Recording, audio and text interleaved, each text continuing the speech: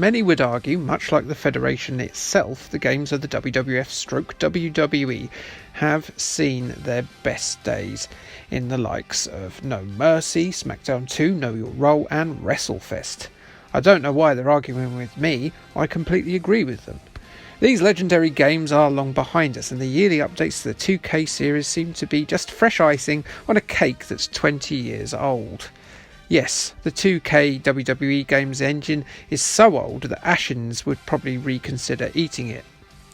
Hopefully, in its year off after the glitchy, well-documented disaster that was WWE 2K20, a new, polished game butterfly will emerge from the crocus and flap its DX paint-splattered wings.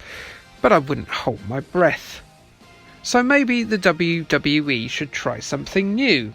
Is there a way they can perhaps diversify a bit? For the most part, you know what you're getting with the game with the World Wrestling Entertainment or WWF logo on it. I mean, mostly it'll be, a wrestling game, a simulation of the predetermined violent contests, featuring the moves, matches and stars both from the present and the past of Vincent Kennedy McMahon's behemoth of a wrestling company. Why would it be anything else? Well, there has been quite a lot actually. There have been a few times where the WWE have ventured away from the traditional confines of its simulation format. And we're about to look at some of those now, specifically the ones that have appeared on consoles and computers. If you look at the iOS and Android app stores, there's an absolute smorgasbord of weird titles that have you smashing gems, fighting in a Mortal Kombat style beat-em-up arena, and even hanging out with the cast of the King of Fighters roster. And I'm sticking to the WWE here, so don't go expecting to see the likes of WCW Backstage Assault or some of the stranger titles in the Fire Pro series. I am aware of them, amongst many others, usually Japanese games. There's more video fuel fire there that I can perhaps come back to a bit later on. No, for now, let's look at the 10 most unusual WWE video games that I can think of right at the moment. If there are others, let me know and maybe I'll cover them too. Would you believe that the very first WWF game was a turn-based strategy game of all things? Micro League Wrestling, released on the Atari ST, the Commodore 64, the Amiga and MS-DOS, featured just 2 matchups. Sausage-skinned top-lip banana balancer Hulk Hogan versus Macho Man Randy Savage, and depending on which format you had another brawl with either Mr. Wonderful Paul Orndorff or Noel Edmonds. Ted DiBiase. Further expansions, called WWF Superstar Series Packs, featured grapplers like the mustachioed pair of Jake the Snake Roberts and Ravishing Rick Rude, Poundland Elvis impersonator the Honky Tonk Man, and hirsute plank fancier Hacksaw Jim Duggan. The game consisted of the player selecting an action from a series of menus, and then seeing the consequences of those selections, good or bad, played out via a collection of poorly rendered still photos from the actual matchups. Now, this may sound as exciting and dynamic as a Lance Storm promo about the opening mechanism of an umbrella, and that's because it is. One of the more famous games on this list, which you're no doubt aware of, is Midway's hybrid mashup of Mortal Kombat and wrestling game, Wrestlemania, the arcade. Midway were the arcade company of the moment when they snatched the license away from the Techno's Japan team that gave us the awesome pair of WWF Superstars and WWF WrestleFest. NBA Jam, based on a sport, and Mortal Kombat, based on a fighting contest, were 2 of the biggest successes in the arcade, so getting them to marry the pair together to make a WWF game, well, it seemed a bit of a no-brainer. What we got was an over-the-top fighting game that moved at a breakneck pace, featuring the WWF roster when it was at its lowest ebb. Gone were the superstars of the 80s like Hulk Hogan, the Ultimate Warrior and Randy Savage, and we were still a couple of years away from the attitude greats like Stone Cold Steve Austin, The Rock and Mankind. Instead, we got a new generation crew led by Bret the Hitman Hart, Shawn Michaels and, Doink the Clown. Wrestling realism was very secondary in this NBA Jam inspired effort, with supernatural powers for its combatants coming to the fore. This is all very weird. The strangest part of this game were the horrific text endings for its real-life stars, including Shawn Michaels being the victim of a gang rape, Razor Ramon becoming suicidal, and most of the rest of the cast murdering fans and citizens the world over. Lovely. This peculiar title found its way home to the Mega Drive, the Super Nintendo, the PC, the Saturn, the PlayStation, and even that trusty, useless Genesis beret, the 32X. Its 1996 sequel, In Your House, a straight-to-the home console title made by Acclaim, followed similar lines to its predecessor. In Your House was a straight-up rehash of Wrestlemania the arcade with a freshened-up but still pre-Attitude Era roster, and it also doubled down on the oddness. The stage environments went from traditional crowd-filled arenas to all sorts of bizarre locales influenced by the gimmick of the wrestlers themselves, and matches could either climax via a traditional pin or a straight-up graphic murder via a series of Mortal Kombat-inspired fatalities, including the British Bulldog suffocating an opponent using a British Union flag, and the returning Ultimate Warrior going all Emperor Palpatine and reducing his rival into a charred skeleton using electricity shot from his roid-swollen fingers. During the peak of wrestling games in 2001, THQ released an online-only digital card collecting game for the PC called With Authority that started out with tutorials from lower card losers, the Mean Street Posse. Do you remember them? They were Shane McMahon's gang. The money-making aim for THQ was to get players to purchase virtual pages for their wrestling playbook. The plays were essentially your moves which you would use to combat your opponent and thwart their attacks, much like the Micro League game I was talking earlier, only you have to pay for the moves. Complete selections of wrestling plays would be $10, with booster packs available for $3. Oh dear. Freemium mechanics before freemium mechanics were a big thing. Disgusting. Imagine being a PC-owning wrestling fan, seeing the consoles getting grapple games like No Mercy and the early SmackDowns at the time, and you're left playing Magic the Gathering with Scotty 2 Hottie and D'Lo Brown cards as THQ greedily snaffles notes out of your pocket. Calamitous Carmageddon copycat WWF Crush Hour seems like an obvious choice for this list, and who am I to disappoint you by picking something unusual? This ridiculous vehicular combat was brought to the GameCube, PlayStation 2 and PC formats in March 2003, with the Xbox version abandoned when the game didn't do very well. We're in a bizarre, nightmarish alternative world where WWE chairman Vince McMahon has control of every television network in the world and has decided to put 30 of his already overworked wrestlers in a demolition derby show full of guns and car-based slaughter. So we get the likes of Leggy Beauty, Stacy Keibler, drive-by gunning down Ric Flair in his motor. He probably did something a bit creepy, to be fair. Some of the vehicles are on point gimmick-wise, with Austin in a monster truck and American Badass era Undertaker on a motorbike. But what sort of car would, say, Daredevil Extreme Dude Jeff Hardy drive? Apparently a wood-panelled station wagon. Extreme! Crush Hour is a fun distraction, particularly in multiplayer for a few hours, but it's very unpolished in the graphics and sound department. I'd argue you'd be better off served by the likes of Twisted Metal than this fairly poor effort.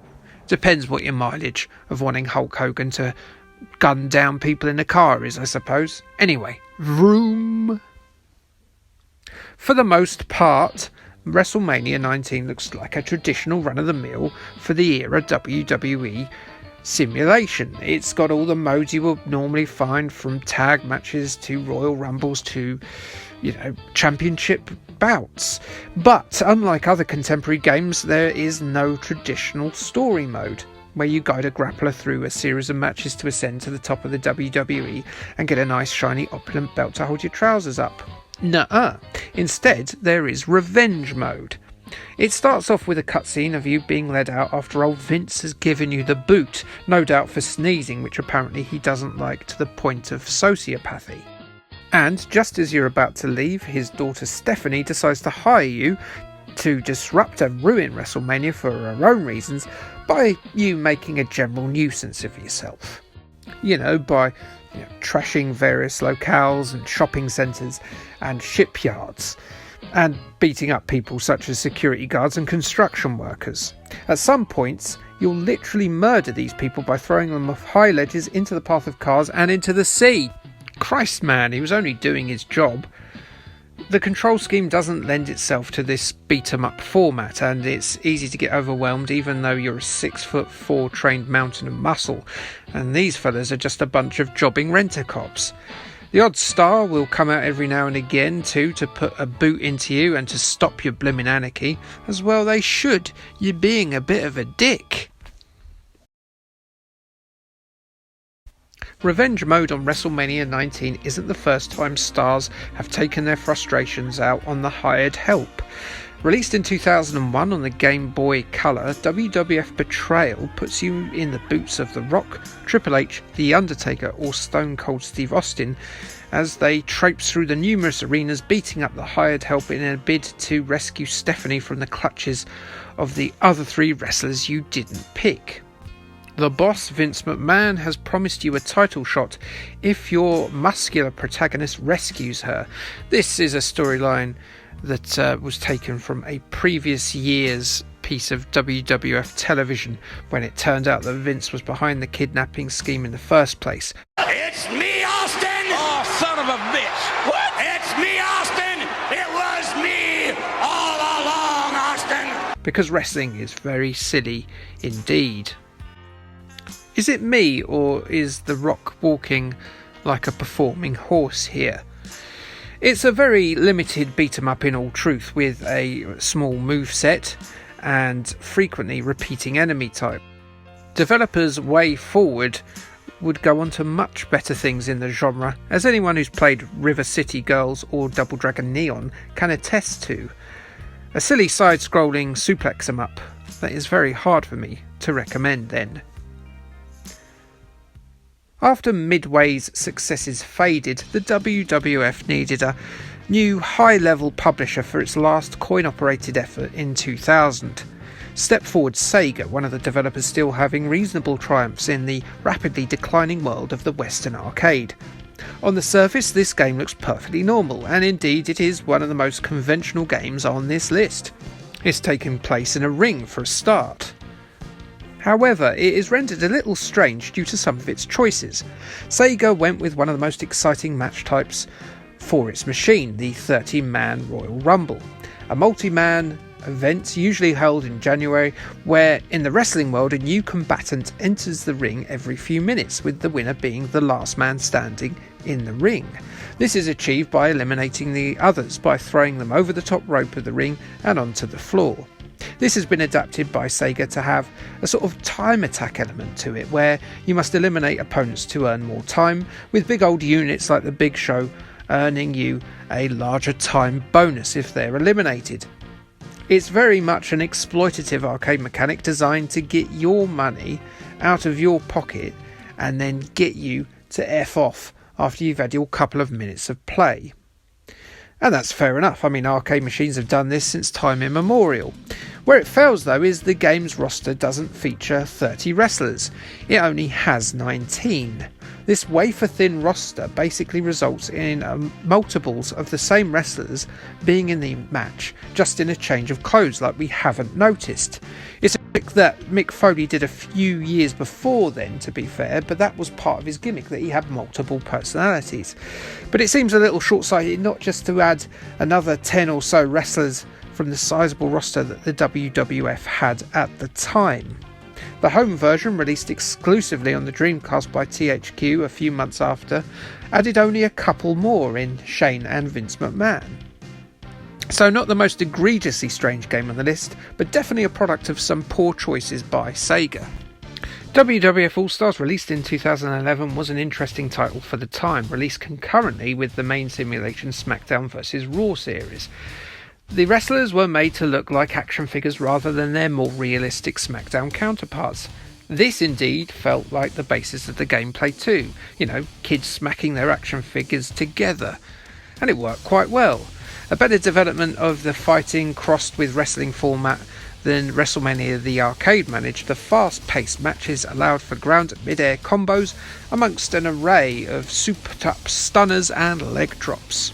A highlight of the game comes from the fantasy warfare part of it, where WWE's always top-tier editing team create promos and storylines using real footage for fictional matches pitting the best of generations past against the then current roster.